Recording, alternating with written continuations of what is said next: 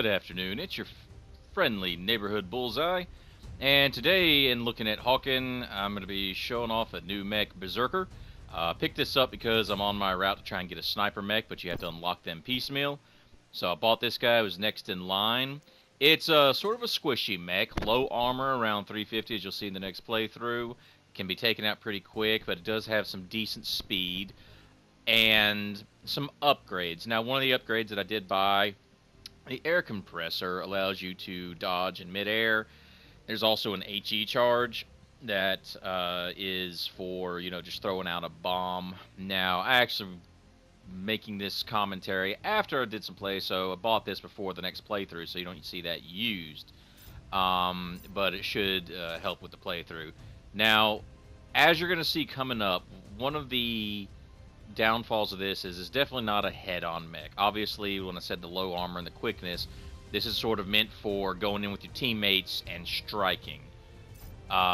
Doing some quick strikes, getting back out. Has a submachine gun and a tow missile. Now, make sure when you get a new mech, you don't do what I did and just don't read anything about it and jump in, because this playthrough that I did on this map, I was using the tow missile incorrectly.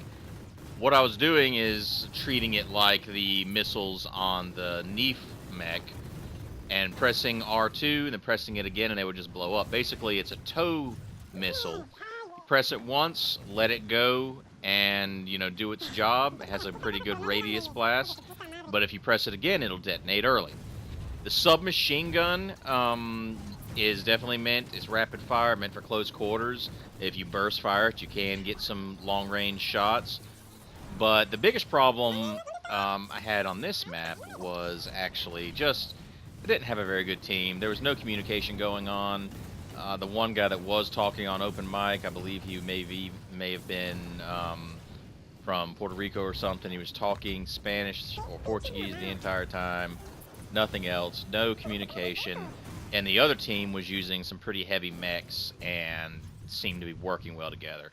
So any shooter you go into, you're going to have a difficult time, but especially when you're trying out a under-leveled little mech like this guy. And it brings up another point about Hawken.